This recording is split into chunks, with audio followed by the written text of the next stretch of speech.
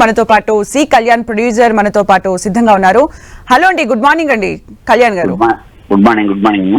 ఈ ఇష్యూకి సంబంధించి ఇప్పటికే చాలా మంది కూడా స్పందిస్తూ వస్తున్నారు. మీ వర్షన్ ఏంటి? కొండా సురేఖ కూడా ఒక మెట్టు తగ్గి సమంతను ట్యాగ్ చేస్తూ నేను మిమ్మల్ని కించపరచడం మా ఉద్దేశం కాదు అంటూ కూడా ఒక మెట్టు దిగొచ్చారు. మీరేమంటారు దీనికి సంబంధించి?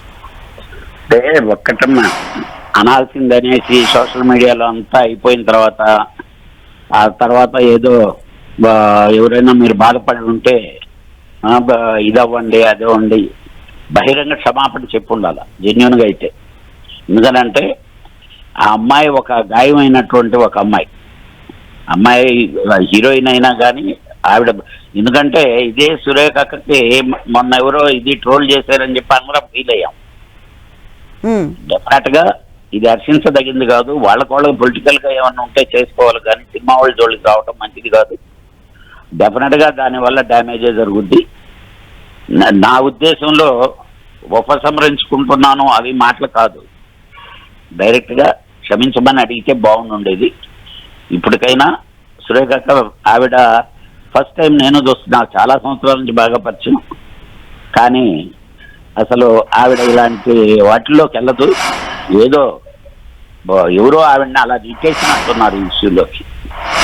ఏదైనా సినిమా వాళ్ళ జోలికి రావద్దని మాత్రం నేను ఘంటాపదంగా చెప్తున్నాను. అలాగే సినిమా వాళ్ళందరూ ఒక యూనిటీగా ఉండాలి. ఒకరిని ఏదో వస్తూ ఉంటే ఇంకోళ్ళు రూముల్లో కూర్చొని ఆనందపడటం అనేది సరైన పద్ధతి కాదు.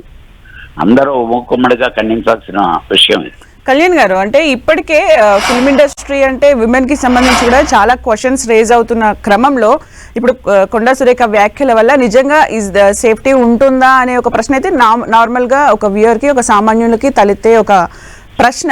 మీరేం చెప్తారు బేసికల్ గా ఎలా ఉంటుంది అనేది? కాదు, ఆల్మోస్ట్ ఆల్ 1938 నుంచి సినిమా ఇండస్ట్రీ స్టార్ట్ అయిన దగ్గర నుంచి ఇప్పుడు దాకా చాలా పదిలంగా ఉన్నారు.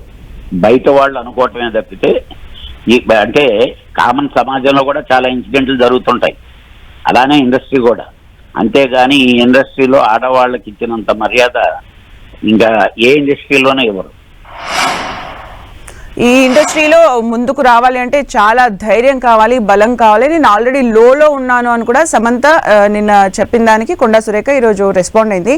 సమంత ట్వీట్ కి సంబంధించి మీరు మాట్లాడండి కొంచెం. సమంత ట్వీట్ అంటే బాధ కలిగిన వాళ్ళకి ఎవరికైనా ఉంటుందమ్మా. అమ్మాయి ఇంకా చాలా తక్కువ మాట్లాడింది. నాలాంటి వాళ్ళు అయితే ఇంకా చాలా ఎక్కువ మాట్లాడి ఉండేవాళ్ళని. ఎందుకంటే తను ఒక డీసెంట్ గా రియాక్ట్ అయింది.